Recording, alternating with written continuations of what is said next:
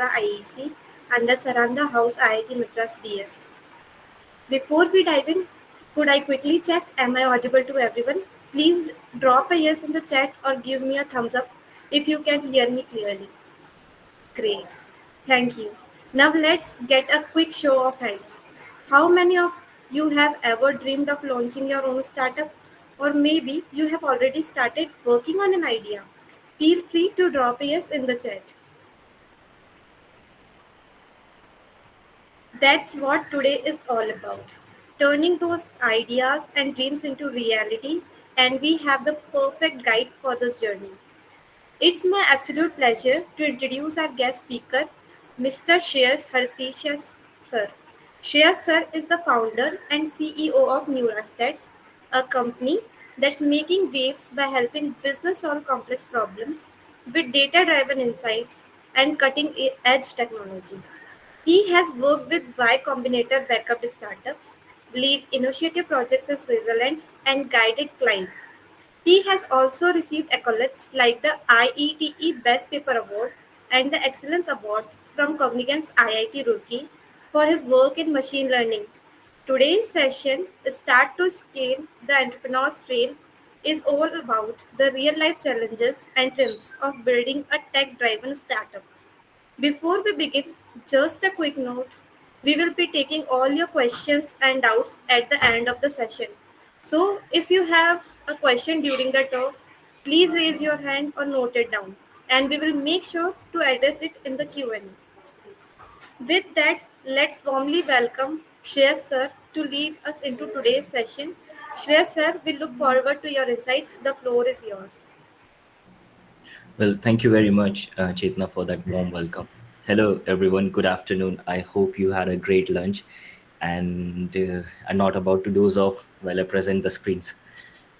So, with that being said, a brief introduction about me. Well, Chetna has put most of it, but I am, in nutshell, I am the person who started my entrepreneurial journey when I was college.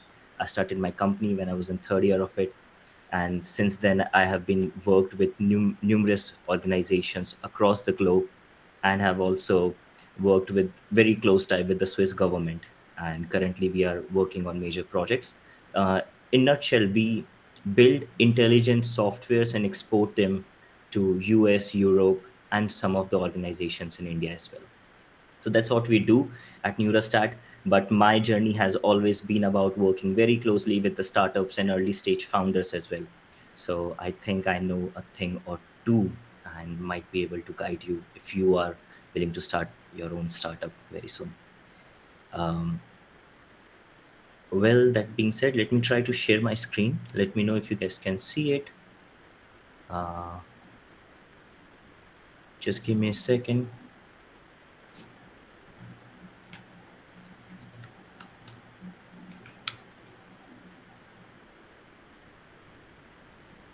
Maybe it will quit and reopen. Just a second, gentlemen.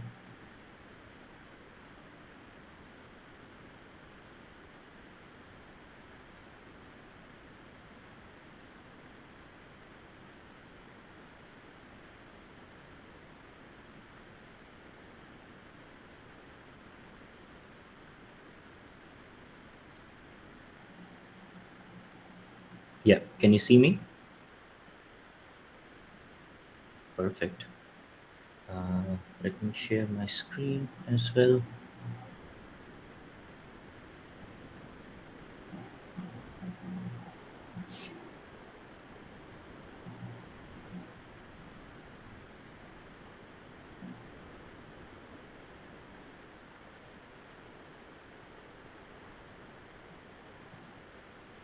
All right, there we go.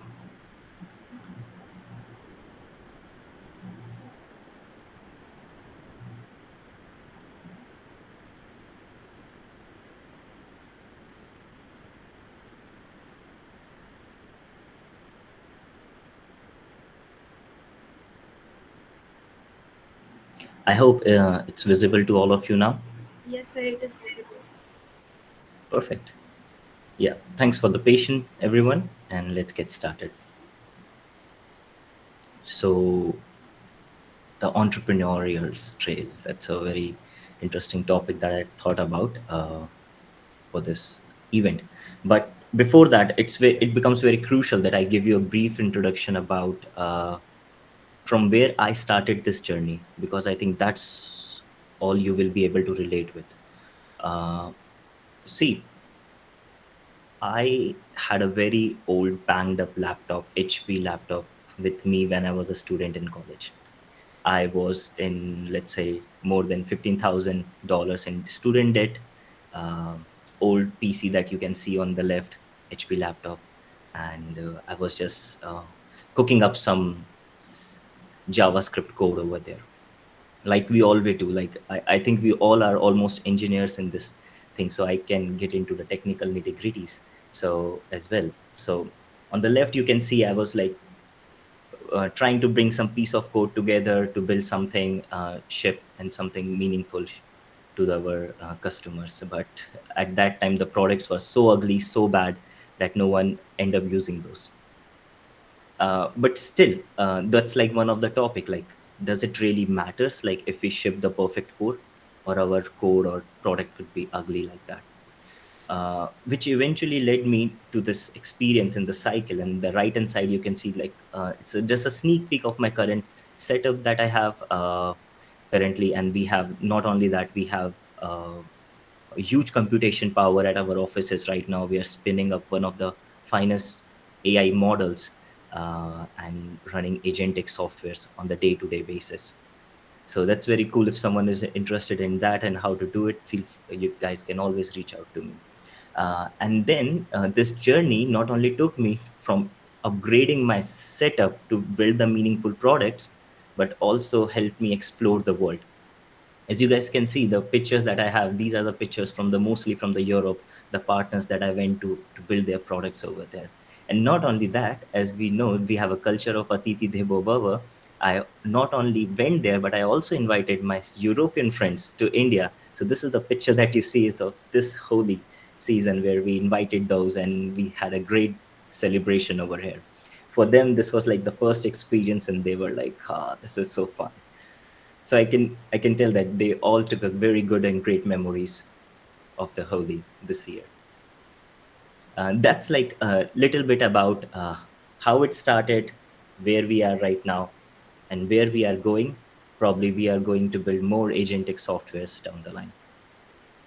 uh, then what's the agenda of this presentation? Like, we will be covering 4 points, which are the major things that we need to focus as, like, any entrepreneur. First, the myth. What are the basic myths we all see on the day-to-day basis, like when we are trying to start our own startup? The second one is, what happens when we hit the lows of that startup and nothing is working out and we don't know why. The third is constant cycle of innovation. And the fourth one, which, if you reach, is one of the most difficult part. That's like a do or die situation that happens. So these are the four topics that we will be covering in detail. And not only that, I will be trying to give you an example that I have personally faced in the past, working with multiple startups and building my own. The myth. The myth is, there is never a perfect time to start anything. If you are waiting for a perfect technology, if you're waiting for a perfect time, if you're thinking you have an idea that will become a product market fit, oh boy, you are about to be disappointed. There is never a perfect time to start anything. You just need to start it. But how do you know you start? Like, what's the key takeaway? You don't know how to build a product, you don't know what to build, and you don't know who's your target customer. How will you how will you solve these kind of challenges once you face? uh, you need to start somewhere. What's that starting point? Well, that's it's very simple. Like, I've tried to break it down in 4 actionable steps for all of you to take away. Set a time gap. There's always this saying that we had in our engineering college: if the due date is not tomorrow, it's not due date. So you need to come up with that due date, because I know we as a human are the best people who know how to procrastinate, and we have been keep on doing that. So take any weekend, set up a 48-hour timeline, and just build any MVP. It does not need to solve a problem or anything. You just need to build a product that, hey, these are the three features that I want to build. Maybe it's just authentication, putting a hi on a page, and then out. So these 48 hour, will push you out of that comfort zone in building your first product. It will be ugly, it will be, even you will not like to use it, but that's how you will, the first week you will start getting into the mindset of start building. And once you keep on building that, you will start seeing the problems around you, and that vision will let you to build another product that will be more meaningful.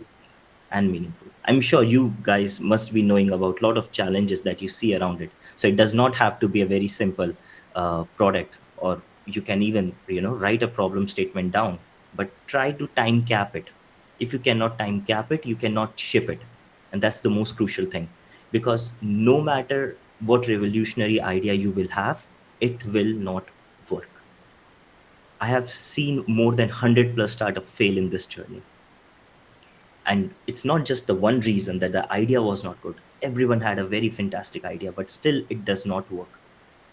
What makes it work, I'm going to share with you in the next slides. Then you need to run a 7-day validation sprint. That, hey, this is the idea that I've built, I will validate in next 7 days. You will get an idea, okay, this does not work, scrap it, move on. And while doing this, you have to speak out your work. Go on Instagram, go on LinkedIn, let everyone know what you are building, shout it, so that you will start getting public attention. You do not know how it will end up. It's like a graph. You don't know who you will connect with and what opportunity will end up knocking up at your door. And then trace a learning API. I will talk more about it. This is a very important thing, like because you have to take a data driven decisions. It cannot be intuition based. So 40 takeaways: build fast, validate quicker, make public commitments, and have a data driven approach. It should not be intuition. But let's break these each thing down in more detail going forward. So this is a key takeaway that you can take. Hey, like, you do not have to build wait for the perfect time. You can start with the smallest thing, build it, ship it, even if it looks ugly. And I know a lot of friends in my startup ecosystem who built the very bad version of, like, let's say, these delivery apps back in 2019, and they end up becoming the next version of the Dunzo and the Swiggy, Instamart, and things like this. So they end up joining those teams in the biggest ecosystem. Their small startups were acquired. So just build, just ship. It does not have to be perfect. Then what happens, like, if you start getting some idea, like, how do you track, like, the fourth point that we talked about recently? What are the main crucial KPI to take away? I remember while we were working very closely with this YC startup, and we were taking this lecture from the Combinator. They said that you only need to focus. So you will always have three kind of customers. First one, you always ask them this question: how miserable your life will be if you do not use this product from next week, or you will not able to use it. You can categorize them in three categories. They do not care, their life will be okay, uh, and the first one, their life will be miserable. You always need to focus on these set of people whose life will be miserable without your product. And if you do not have that, oh boy, you have to go back to the first step and innovate something new. So these are the key metrics. But how you can look for it? You need to set up the flows. You can use the Google Forms to take the surveys as soon as someone on board. It's always a sweet spot to reach out to your customer after 2 weeks, once they have used the product. But if you also delay this process, there is a high chances that they will drop off. So feedback for every single customer that's using your product is very crucial, but you always need to make sure that you reach out to them to know how they feel if the product does not exist down the line. And sometimes you do not know what KPIs to set. So it's always a good idea to reach out to people who are working in similar domain on LinkedIn, wherever you find them, to know what KPIs they are tracking. It's very easy. People are more than welcome to help anyone if they reach out. I have reached out to people in Europe. I have reached out to people who are working for government, and most of them, not the Indian government, guys. Let's not go there. But people who are working abroad, they are more than happy to welcome you. There's another thing that very happened with me recently when I was trying to build something with this, and I needed help from the Indian politician, but it went southway. So uh, probably maybe some topic for the Q&A, just not divert. So you need to shorten the feedback loop, build a system around it. As soon as someone onboards, you take their email. Always take the email or a phone number of a customer who's onboarding on your platform. Take those key parameters, send them a form, automate the process, and start collecting the feedback. Then you can also start using platforms like Mixpanel or PostHub to capture the analytics about your product, how they are using it, how they are, like, when's the drop off for a particular screen, so you know what's the customer journey on your product looks like. Then moving on to innovation side, it's a very interesting topic that people lose sight of. Once the product start getting traction, you build a product, people are liking it, you have a set of people whose life will be miserable if they do not use it. So that means you have kind of reached a product market fit. This is like a dream for a startup to reach. If you reach that, then there's another pitfall that could happen. That's like you stop innovating. Let me take an example of the another startup that I helped build. It was called Mr. Aubers, and Mr. Aubers were all about throwing this fantastic parties uh, in the state, and they were so keen on giving away these coupons and the products. The product was good, people were liking it, they reached the product market fit. But then a knocked off competitor came, copied all the features, launched it with a bigger budget, bigger funding, heavy marketing, and the Mr. Roberts was thrown out of business. They never thought, hey, what should be the my next feature for my set of customers? See, people will always will be there to copy you. As soon as you reach a product market fit, you will see 10 knockoffs coming in the market. Like, as soon as someone know that, hey, you have something meaningful that's solving problem, just wait for it, how many other products will come like that. To overcome that stage, it's very crucial that you time block to build a next set of feature. You have to keep innovating. There is always reason why this big tech giants, like, take any example. I think Apple has the fantastic history about that. When they stopped innovating after the Macintosh 2 release, the company almost went down. Then they got back Steve Jobs, and then he again started innovating for the next set of products. They updated the latest version of Mac. They got the new iPhones, tablets, watches, and they are still innovating. The Vision Pro product is shit if you guys have used it. Like, it hurts your eyes, but they are still innovating, and soon you will see them coming out with more set of products. And that goes same with these big tech giants also, the Microsoft. These companies that are working in the valley have something very unique that we lack in India. We do not innovate much. Like, once we hit the product market fit, you will really rarely see any startup in Indian ecosystem innovating that much. Their goal is to just build it, sell it, and get out of the system, which is like why that you started in the first place. Which is good. Investor makes money out of it, but still, you're not solving any meaningful problem in the bigger run. So you need to schedule a creativity time blocks. Once you reach a stage where you have a product and it's kind of a product market fit, but you need to keep innovating so that you do not hit a roadblocker. This is the one point which is like one of the most difficult thing as like a startup founder, or maybe let's say an engineer, the quiet art of letting go. It's not easy. What it means, like, see, you have built your product, you have, ins and out of it, every piece of line, code, product, marketing, you have worked on every set of it, like from marketing, sales, operations, every part of it. And now you need to hand it over to someone else to work on it. It's one of the most difficult part. Your ego kicks in. You're like, no, you are writing the worst piece of tech over here. No, this should be done in that way. No, it should be done in that way, but that's not true. Let me take an example of x.com, not the current one, but the main, which end up turning into PayPal. So there's an interesting story about Elon Musk during that time. What he used to do, whenever they write a piece of code or like ship it, engineers used to go home, and every night he used to sit at the system, rewrite the whole code, and all the engineering team were pissed off next day when they say when they used to see that all of the changes are removed by Musk himself.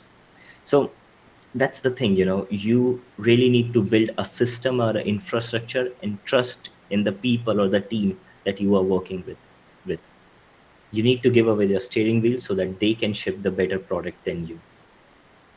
So it's not just like a talent relay. It's not a solo marathon.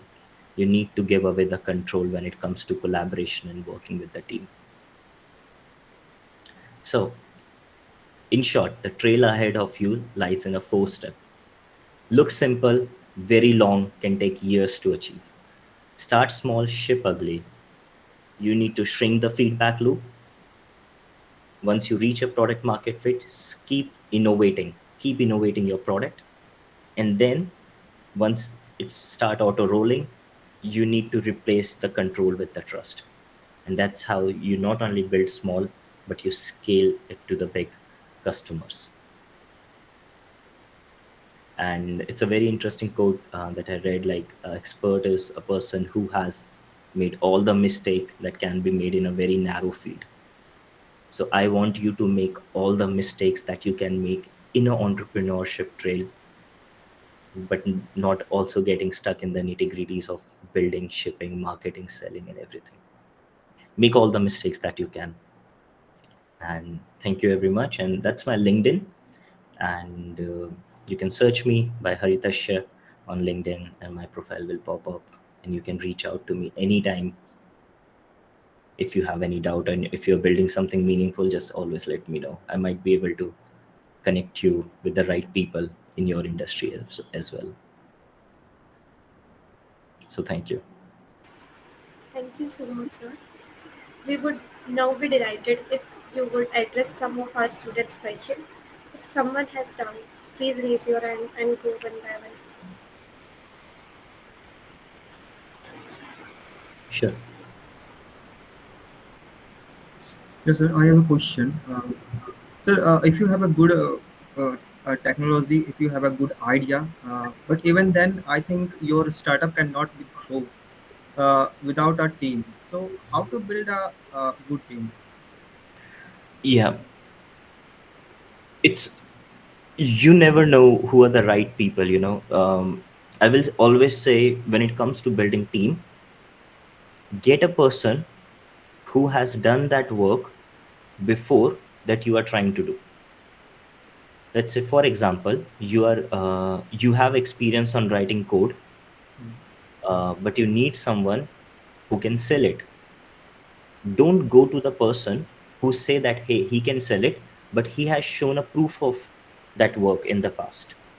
That's how that you decide that person's authenticity, that, hey, he has the experience and he knows know how, that how to do this particular task. Always hire for a role. Do not hire for a broad. You see, there's a very simple thing: the more founders or co-founders you have, the more chaotic it will become.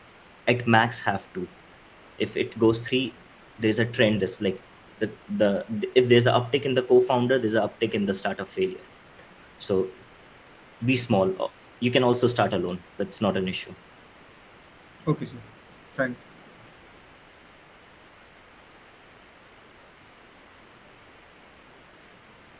Let's take next set of questions. Tiwari, Uttam, and others, you can turn on your mic and ask if you have no problem. So we have one question on which startup you are working on.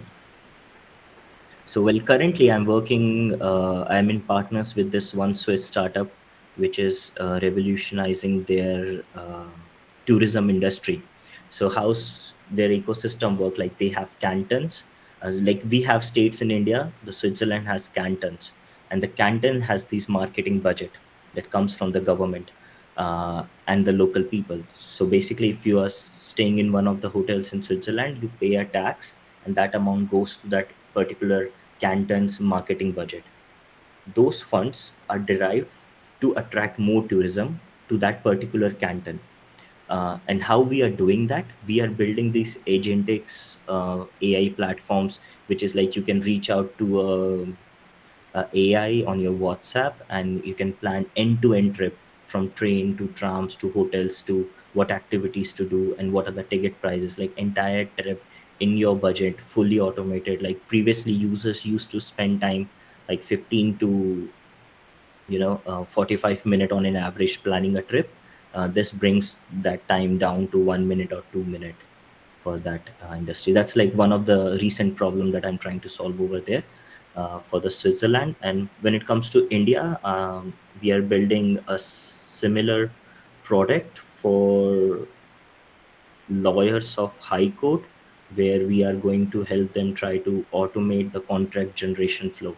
Typically, as you have seen, like once you will start the startup, and if you are in B2B domain, you will say the contract life cycle is somewhere from 10 to 15 days, which basically takes the drafting, negotiating, and then re-signing part. So we are trying to bring this cycle down to 1 day and give the contract generation stuff to the AI, because mostly everyone is using a template, and that can be done by AI easily. So that's something we are doing for India as well over here. Thank you, sir. One more question is how to handle creative differences amongst the team members. How to handle the creative differences amongst the team members? Well, you should always uh, have a person who is responsible for that creative decision, like his end goals, whatever he says at the end, that goes. So let's say if you need to first divide the roles in your organization, like who's handling the product side, who's handling the marketing side or sales side, and the person who is responsible for that will have the final creative say on how to do things. Like you can suggest it, but you always need to put your trust in your people who you are working with. You can always suggest but it should always comes as a suggestion, not as a command. Even if you are a founder, if you are a founder, you are not only working for the customers, but you are also working for the people who are working for you. So always think yourself as a first employee, but not as a founder.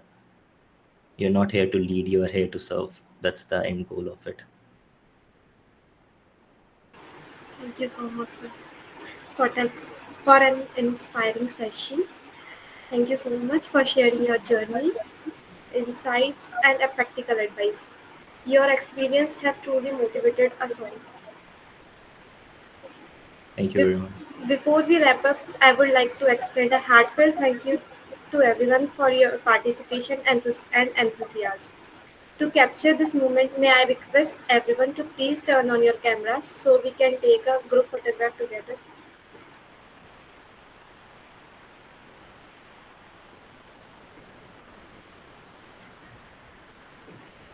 So there's one thing this Omkar Dilip Yadav said. We cannot play a blame game, right? No, it's not about playing a blame game. It's about handling someone responsible for it. And you do not put a blame on them. You you put your trust in them, you know like, hey, I trust you, this is my suggestion, and you take the final call. It's not about a blame game. If you lose, you lose altogether. If you win, You give credit to them, like, hey, you did a fantastic job. That's like, you need to understand, guys, like, it's, again, it's not about you, it's about the customers and the people who are working with you. They are like the bigger, you are not, you need to kill your ego. It cannot exist in the startup world. Uh, Opal Reverie. You can ask your questions.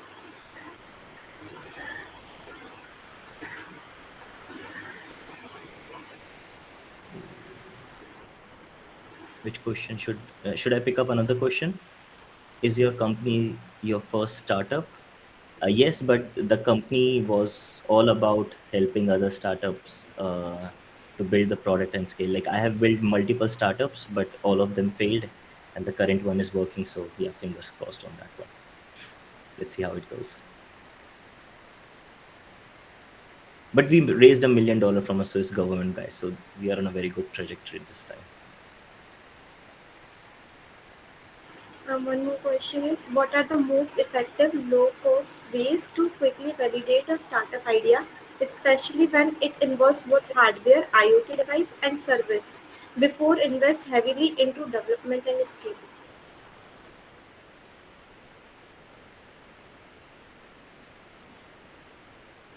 If it involves hardware and you are a college student, I think college provides you with the basic hardwares. And if it does not provide you with the hardwares, I don't think it really boils down to what kind of a hardware need do you have. I did my engineering in electronics, so I understand it varies a lot. So if you can be more specific about, like, if it's a simple, Raspberry Pi or Arduino, you can just buy it off the shelf. It's not that expensive. And then you can build a proof of concept, and then you can get more funds from your college or anywhere. And building a technical, it's like, it's easy. Just use ChatGPT, guys. It's free. It can write. You all have software engineer at your tips now.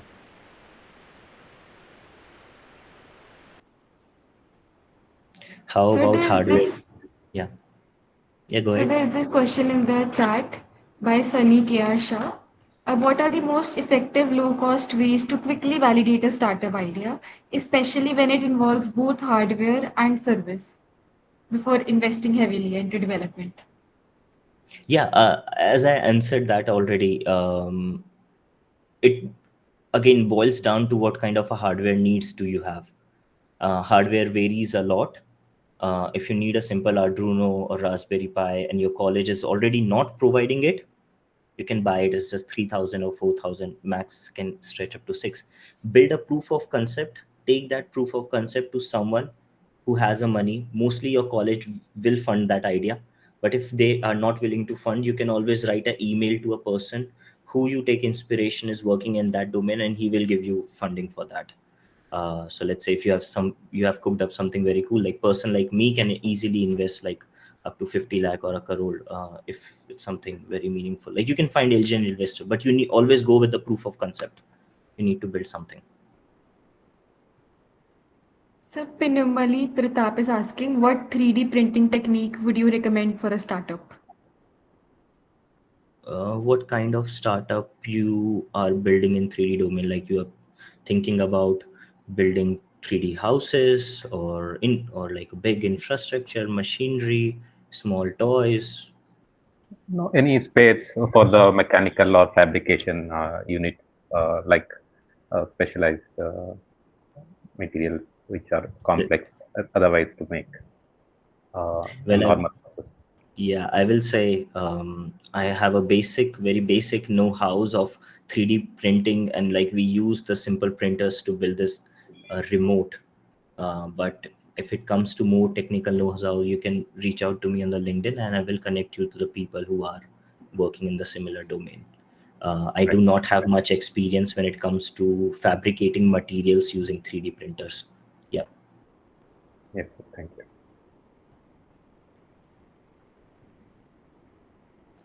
We are Prajwal building. Suryavanshi asks, we are building platform-based business, an appointment booking platform, Mark My Meet.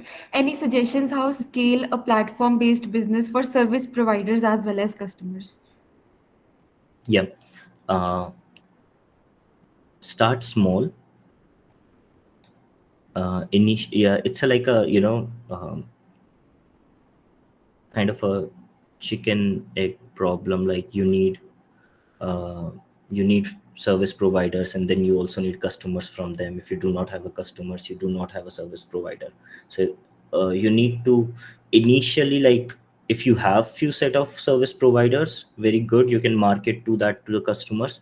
But let's say if you do not have service provider, initially you can be that service provider on your platform to gain like 10, 15, 20 customers, and then show the service provider, hey, we have like lot of customers. You can always like tell them in their sales pitch, we are, expecting 100,000 more customer by next week. Maybe you have 100 customers right now, but you are saying we are expecting, expectation can be portrayed as like a future scope. So then you can get more service providers, and that's how you can solve this problem for both of them.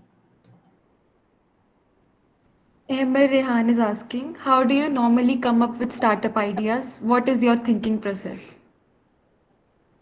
Talk to people a lot, as much as you can. Talk to the people who are working in industry, and if you cannot, if you cannot go out, then Reddit is the best place. People rant a lot about their problems over there. They talk about from very small issue that they are facing with their screwdriver to the, um, galactics issues, which becomes fictional sometime. But yeah, Reddit is a good place to start.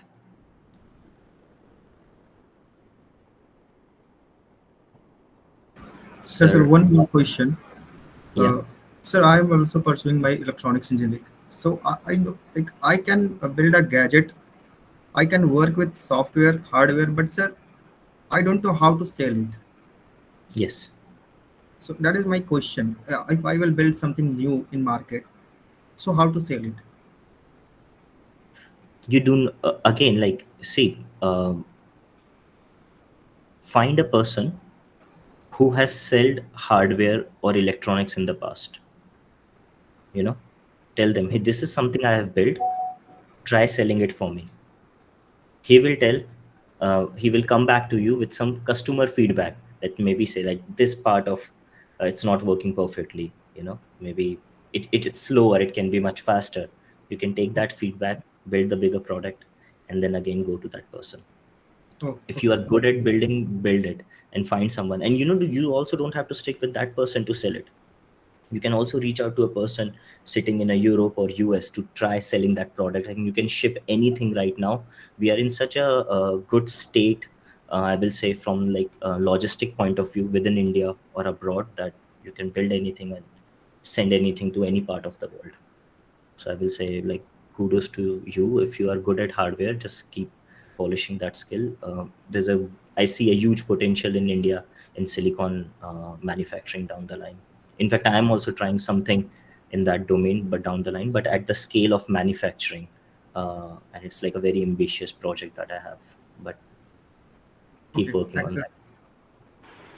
So, what strategies would you recommend for keeping early users generally engaged on a platform rather than just sign up and leaving? No, no strategy. No strategy, no manipulation can work. You have to again let go your early users. See, again, I tell you, like, boils is down to three people. You will always find these three kind of people who do not care about your product, who will be like, okay, I like it, it's good, but it will not impact my life. And then the third people are who cannot live without your product, their life will become miserable. Those are the only set of people you pay your attention to. All other twos are like, you are in a kind of a toxic customer business relationship with them. Just do not focus on them ever. Hello, sir. Good afternoon. I have another question. It continues the question that Sudhanshu asked, that we should find people who can sell our product, or who can sell and give the feedback back to us. So I want to ask this. Like, if we are finding the people who can sell a product, we have built a product, and now we are asking people to go and sell a product. So if you're shipping it to another country, or even if you're giving it to another person to sell, so first step is to how we convince that person to recommend our product, and second step is that what kind of financial margin we should keep in our mind while building an electronic product and shipping it and dealing with all the system and things. So what kind of support we need in for the first step? This is what I would ask. Okay, I can customize the answer more specifically if you can just give me a hint of kind of a product that you have, because it will vary, tremendously. Like right now, I'm thinking from, let's say I have an electronic product, and this is a piece of a technology that I'm building. So can you tell me like a rough idea of what that technology is that you want to build or sell? Right now, I'm building something with my brother. I don't have that much idea of what he is trying to build, but it's something related to gaming technology. And I'm working on finding the information regarding that. So that's what my job is. I'm not involved in building that particular technology. But I definitely know that it's something related to gaming. Like he's trying to build a game or software which makes gaming fluent or something kind of that. Okay, so now I what I took from that is building gaming and kind of building a software. And let's say even I'm considering he's kind of building a hardware, like a new version of a joystick, for a gaming industry. I don't know. I will try to cover all these 3 points. In all three of this, you find a similar pattern, and that is he's building something for the people who play games, software, hardware, or anything, right? He can always reach out to the people who play games and take their feedback. If the feedback is positive, and they say like, hey man, this has like, changed my life, how I play game, I cannot live without it. Take that product and his testimonial and share with the someone who has previously sold similar kind of a product. You also need to attract that person who is then kind of selling these things. Then and why he will appreciate you, because you have kind of a user testimonial with you, like, hey, I built this product it changed his life. You take both of them, go reach out to that person, hey, I want you to give it a try. And if he says like, yeah, my customers are liking it, they want more of it, you have like, you are spending something very cool. That's how the first Macintosh even started. They just cooked up some very bare motherboard and they give to the shop owner, and then he keep it, and people started buying it, and that was the first personal computer without monitors, without anything, and people were still buying it because chip was so good. So if it's, let's say, it's not an end product, not any direct consumer can use it, but you are solving a very particular part, which I highly doubt at this moment, because our Indian education, or let's say our college, does not give us that kind of exposure that we can solve a very hardware intense driven problem in an industry at a particular niche. But let's say you have some family background or you found it, then reach out to that person who is running that industry or factory and propose your solution to him. He will try it out, give you feedback, takes his feedback, then reach out to more people like that. Like, you need to solve it for one person first. Yeah, thank you, sir. That completely answers my question. That user feedback, you require that user feedback first, user testimonial to go and pitch your product to someone to recommend it. Thank you. Thank you so much. Welcome. Sir, I have one question. Uh, Hypothetically, suppose I have a startup and I go to an investor. What do you think the investor will look more upon? The team, the idea, or the market I am trying to capture? He's his profit. None of those. Because see, uh, investor, it gives away in the name itself. He's an investor. He need returns on his capital. I have seen. Let me tell you a crazy story with that. So there was this. I talked about the fabrication of the remote startup. So what happened? That startup was in Switzerland. We and the team went to this one house, and he had this big speaker. Like that one remote sells for around uh, 2 lakh rupees in INR. And we are like, why? What's the use of, like, remote? I can just buy any remote and use it. But no, it's like the people who have, like, they have, like, if someone, just imagine if someone is spending 1 cr on their home audio system. For them, 1 lakh or 2 lakh remote doesn't matter. So they sell that remote to the businesses. And that one of the customer was, he got this very old antique speaker from his father, and he did not know where to keep it. Should he keep it in his room or should he keep it in his drawing hall? And then the team come up with the solution to build an elevator so that he can move that speaker from his home to that room. Like, how ridiculous! Like, for me, and like person, like, I cannot even understand, like, why do you need that? But he had the money and the sentiment and things like that. And he was also super rich, and his investments was going on in multiple startups. So the people who are operating at these level, they never care about anything.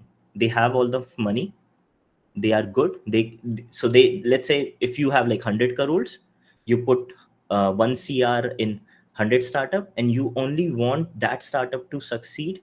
That will get you like 100 or 2x 200 returns out of it. They do not care about your idea, neither returns and nothing. So I am kind of a person who always avoid going investments route. I try to bootstrap myself. Like, it's a slow process, but I have always bootstrapped my way out of building everything. Like right now also, I invested in a huge in hardware infrastructure to run these AI models, but no funding. Never taken any funding from any investor. Okay, sir. So, sir, as you said that you are mostly bootstrapping your startup. So, but initially there are many startups who bootstrapped, but they are a bit negative for a very long time because they are not taking any investment. So, it is there no emotional baggage on the head that when will we succeed without investments? Yeah, there is. Okay, again, what kind of a product you are building, it boils down to that also. Mhm. So if you are in B2C, you are directly selling it to consumers, and you see that, hey, someone is coming up with a knockoff for my startup, go to the investors. And then you will not only get 3x 4x of your valuation, but you will be in a very head start. So situational based, very situational based. B2C, someone is coming up with a knockoff, and you know they're gonna beat you to the market. That's the only time, and you have a product market fit. That's the only time you take the investment. Like, there is a, but Okay. again, remember, investor will always take a seat on board. Investor will always have a final say when it comes to selling the company. We are tackling this problem currently. What happened, we started building this product, started selling it to the consumer. It was a B2C product. We had a investment from the government and the private investors as well. And but it wasn't making any profit. So what we end up doing, like, we made a like a admin panel which was helping businesses a lot, and started getting revenue. We started making revenue of around 100K ARR in US dollars. So then the investors were like, no, we do not care, like, shut that off and just keep focusing on B2C. We told them we only then have a run of like 1.5 year. Then they were like, yeah, we don't care, keep B2C or like shut your business. So for them, it's, you need to decide. You want to keep trying for a longer time, or you want to go bankrupt and buy I'm not going to go in that, but you can again buy the same assets for your company at the cheaper knockoff price and spin up another company. Yeah, it's a legal issues, but there's always a way to pull off multiple things. A Yes, sir. lot of Thank you. business happens in the gray zone at that domain if you reach there. Hmm. But I will say, avoid investors in the early stage as much as you can. Sir, as AI SaaS being a trendy market in tech, what your personal framework to find niches and pain points? By the way, AI SaaS is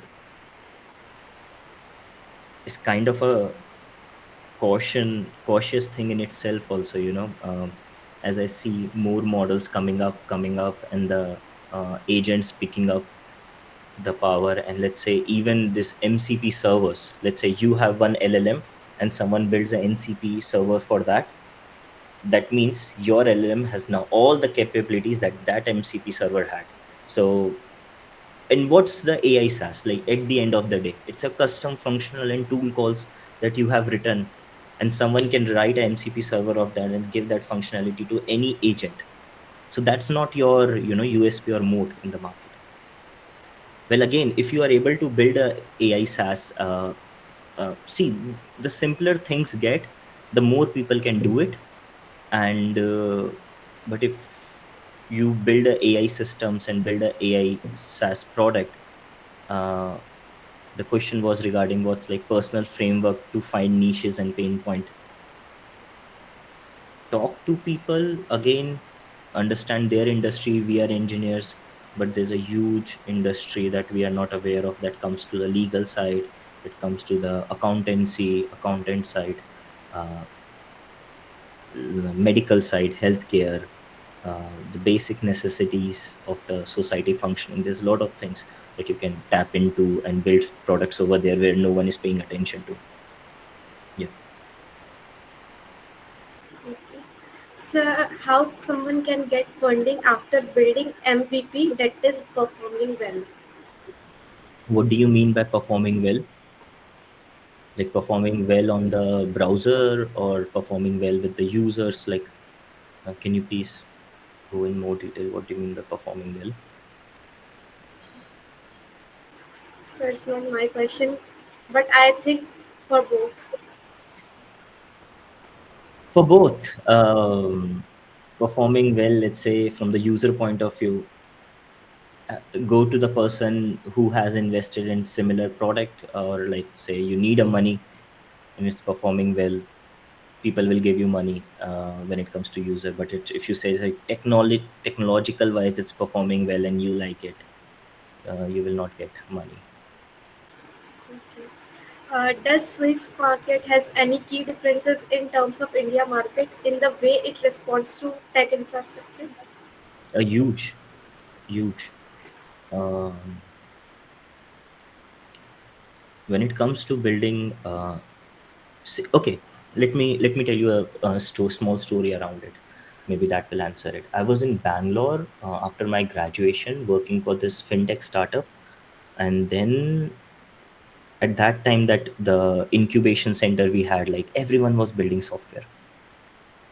And then I went to Switzerland and worked with their startup ecosystem, where in our incubation center, someone was building robots, the healthcare robots, the nurses, digital nurses, the softwares, the satellites. Startups were there. There were like startup from, like, someone was building these classes, the athletics wear like these expensive glasses. So they have like very diverse set of technology and the industry that they are exploring. But what I have seen in India, we are only exploring software. But I see that that makes sense, because we have that, we are in a state where we are going from developing to become a developed nation. And see, they have this perks, like consider Switzerland tech market as like a rich child dream to build a business, and consider Indian as like a someone from a middle class or lower middle class is trying to build a business. Trajectory for both of them varies a lot. They have lot in the government funds, they have lot when it comes to, if you are unemployed in the Switzerland, the government will pay you minimum 4 lakh per month for a year, get you trained, and then get you on the job. Even the cashier there that stands at the, like, any mart makes like 5 lakh per month. So it's a For whole different demographic over for there. the immigrant as well.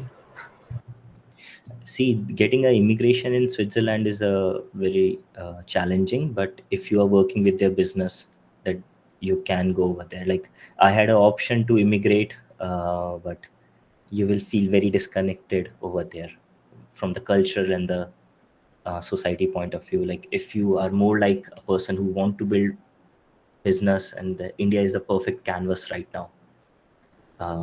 You cannot find a better market than India to build business anywhere. Let me tell you why, and let me back it by this data.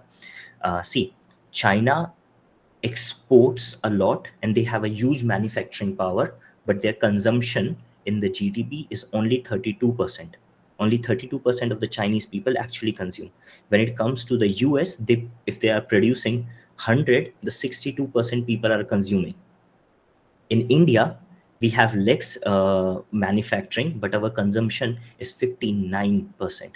Can you imagine? Like we have such a huge consumption power in this country, and there are not lot people who are manufacturing. We are importing almost everything. If we are just like, if we find a way to build things over here also, it will make a huge change. We can become very profitable within India itself. But it's a tough journey. Like when it comes to this legal part and all those things, it's not easy. uh, you need a good group of people who can help you navigate these kind of things in India. It's not easy to build anything in India, but yeah, it's worth it.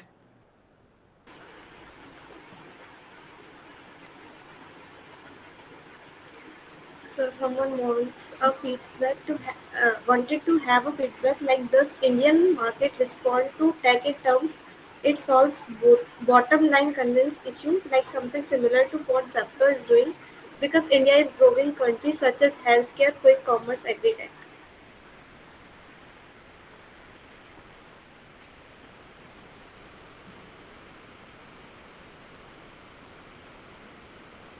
Okay.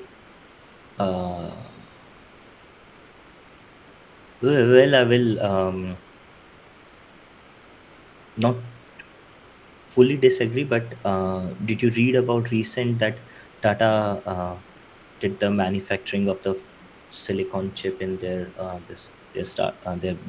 industry? So they have set up the plant where they are manufacturing that also. So it's it's just that these startups are, they have huge marketing fund, and the government is also kind of highlighting that when it comes to their speech, like, hey, we are only solving it for the lower people and healthcare and quick commerce. But people are there who are trying to build meaningful startups in the space tech, uh, silicon fabrication and things like that as well. It's just that they are not screaming that loud on the market, but they are making huge profits as well. uh, I don't know, Amritanshu Rathod, did I kind of answer your question, or like is there some point that got missed? Doesn't the data favor it, like for starting young entrepreneur? Doesn't the data favors it for like a starting young entrepreneur? Yeah, yeah. Also depends on, like, what do you mean by young entrepreneur? Like, do you have funds? Do you don't have funds? Like, from like, what's your starting point? It's like, if it's if it was like me, like I was in debt when I started, like, so less than zero. So then, yeah, you need to build your way, navigate through it. But if you, let's say, if you have a huge capital, you can take a leverage of that from the starting, from the family itself, and then use the connection and build something over there. But it's huge potential is there. The consumption is high, the manufacturing is low. Like someone who is new to venture landscape, does not it minimize the risk? um, Still, what do you mean by venture landscape? And what risk minimization when it comes to venture landscape? So it's kind of like, give me more well structured question, then I can answer for sure. um, Picking up another question for now, which is like, is there any scope of or future you could see in agriculture sector? I see a huge future over there, like a huge tech. If you are building something in that domain, it will be very interesting. Like you can collaborate with a lot of these electronics people, and there's a huge scope over there. yeah, we need a lot of agri tech as well.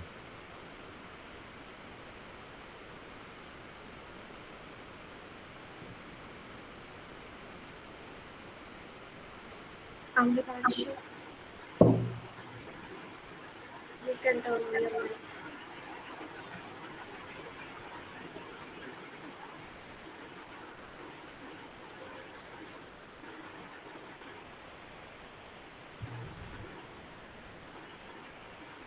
Thank you, sir, and thank you everyone for joining us today.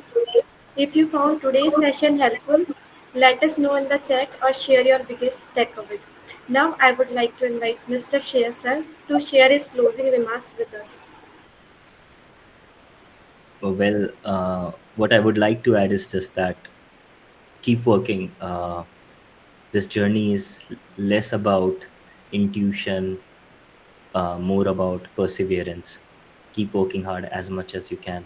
Keep reaching out to people. Always feel free to reach out to me anytime on the LinkedIn, or easier if you can find me on Instagram. Just drop me a text. I will answer your queries. Mostly, I'm available on the weekends. So yeah, all the best to all of you. Have a fantastic entrepreneur's trail for yourself as well. Thank you, sir, and everyone for joining us. And for those interested in becoming a part of our club, you can register through the form shared in the chat section. On behalf of Nexora-IEC and Saranda House, IIT Madras BS, wishing you all the best as you can chase your dreams, stay curious, keep building, and never stop learning. Thank you once again and have a wonderful day ahead. Thank you. Thanks for having me, Jenny, everyone. Bye Thank you bye. so much, sir. Bye.